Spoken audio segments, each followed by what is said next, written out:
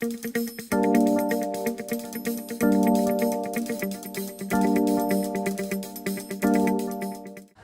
is a natural diet? When we say natural diet, what exactly do we mean by that? A natural diet is the diet that each species is naturally designed to eat. So what their anatomy and physiology dictates that body requires. So for dogs and cats, which is most of the animals that we treat here, they are by nature carnivores. They have big sharp teeth, they have claws, they're predatory animals, so they are designed to be catching other animals. And so if they were out in the wild, cats would be eating things like mice and rats, maybe small birds, insects, that sort of thing, little reptiles, and dogs would be catching things like rabbits and birds and whatever else they could get, a bigger animal if they were in a pack. For dogs, however, cats are what we call obligate carnivores, so they must have meat in their diet to thrive. They can't make certain things in their body that is only accessed in meat for them. Dogs are a little bit different in that they're classified as scavenging carnivores. So their primary food is prey. They certainly will catch prey if it is available, but if there's not prey in times of scarcity, they will eat other foods. And so they will sometimes eat grass and herbs and eggs out of the bird's nest, or even human refuse as well. So they've evolved over time, living on garbage heaps of humans as well, and they've grown up with human families too over many thousands of years too. And so they have adapted over time to be able to handle a proportion of things like starchy foods in their diets. The problem that we have these days is that most animals are eating a diet that is very far removed from what they're naturally designed to eat, and that it's usually a convenient dry food option for many pets these days. So dry food has a lot of problems with it. One of it is being that it's very, very devoid in moisture. So the natural diet of a dog or a cat has roughly 75-80% moisture in it, whereas a dry food has about 8 to 10% moisture.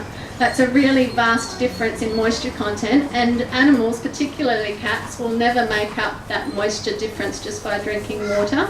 The water they drink is not as absorbable as the water in the food, and cats have evolved mainly as a desert species, so they don't really have a strong thirst drive.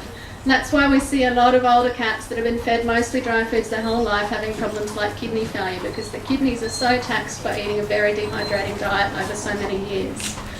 So what are the alternatives? Dry food is certainly very convenient. Another problem with it though is that it's also very high in starch. And so, as I said before, dogs have evolved over time. They can handle a small proportion of starch in their diet, but it needs to be prepared in the right way, presented in the right way, and ideally not combined with a protein, because that does interfere with the absorption of both the protein and the carbohydrate.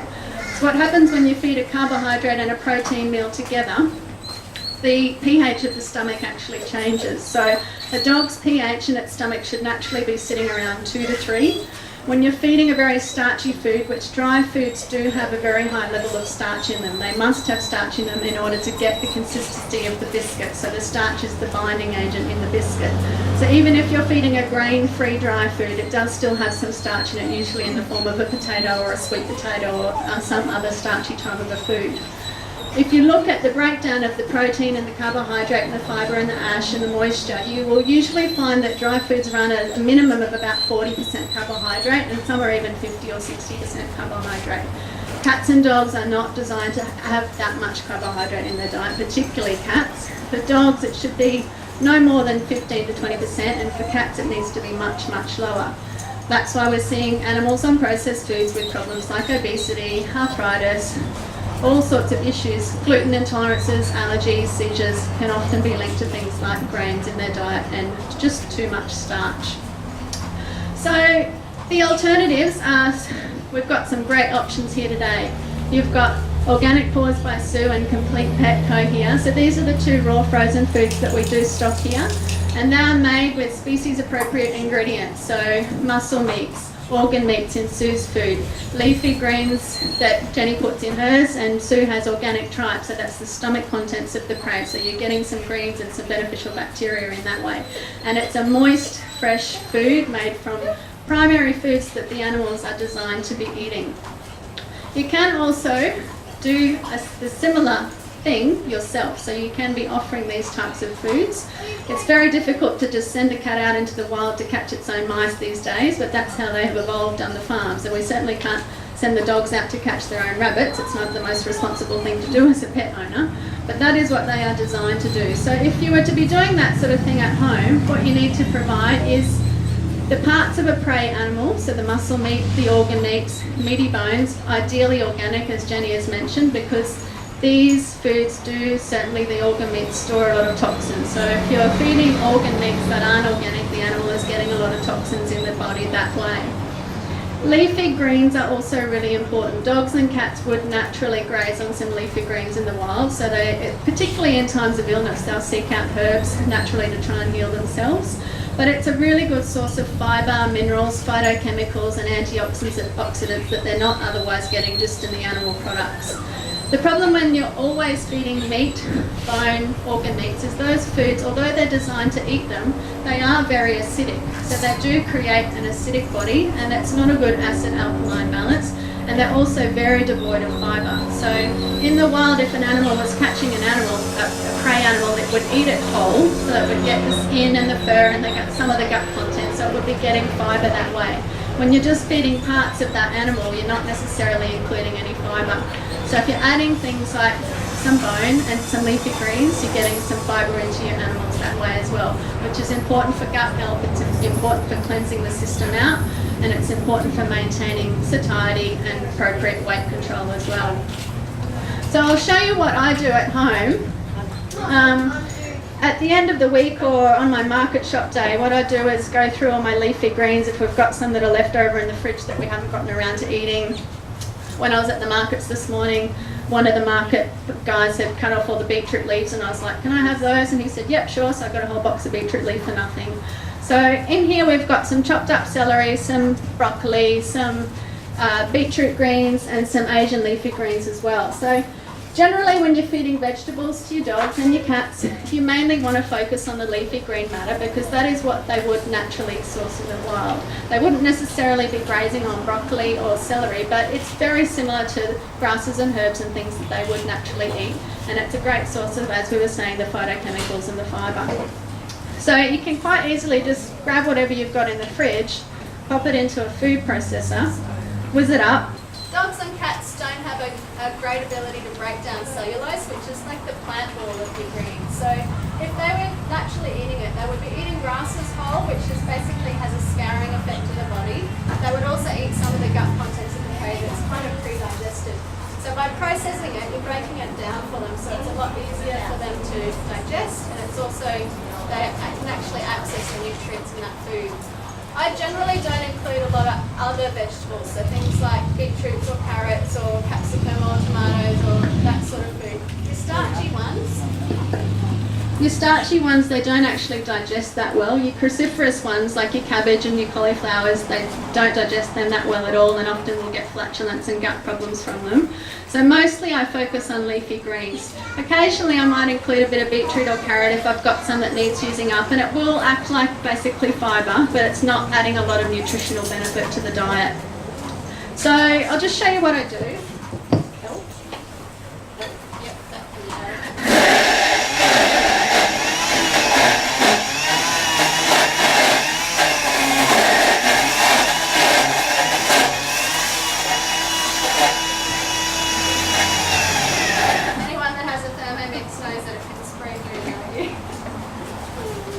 So basically you need a food processor. Just throw all of your greens in and then mix them up.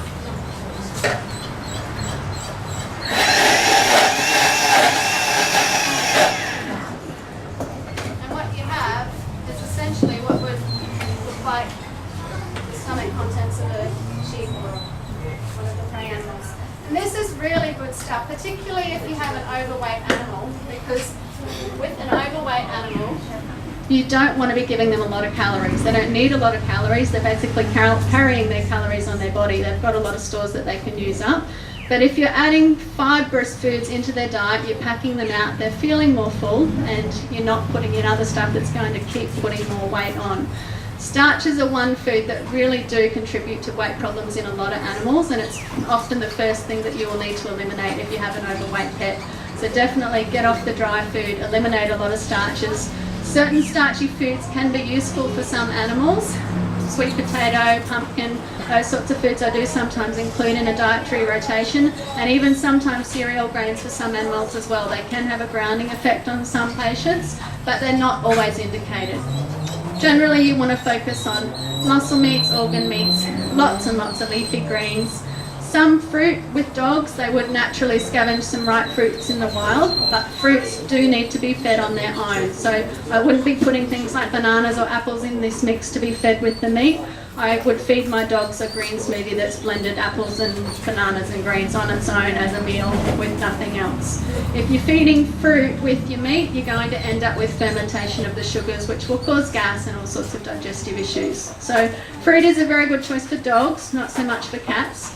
It is important to try to replace some of the meat meals once or twice a week with a plant-based meal, because otherwise you do get overloaded with the acidic effects of the meat in the system. But you need to be selective with how you're combining the foods and what sort of foods you are using. With regards to bones, bones are a really essential component of the diet for most animals. But you will find that if you have an animal that's been mostly fed processed foods, they will usually have issues digesting the bone. And this is because of a number of reasons. One of it is to do with the stomach pH that we were talking about before. So if they're fed a starchy food, a dry food that's high in starch, it actually changes the pH of their stomach, and so it becomes not as strong and less able to break down bone. Bone is one of the hardest things for your dog to digest, and cats as well. And if their digestive environment isn't strong and vital, it will have issues with bone. So they're the animals that you'll see, they're mostly fed processed foods, canned or dry. They might get some raw foods, but when they get fed a bone, they'll vomit it up, or they might get constipated from it. That's because their digestive environment isn't strong enough to break the bone down. That doesn't mean that animal can't ever eat bone again. Bones can be really important for a lot of animals, for their dental health, for their mental health as well. Chewing on a bone is really calming, and also for their gut health, but they need to be appropriate bones.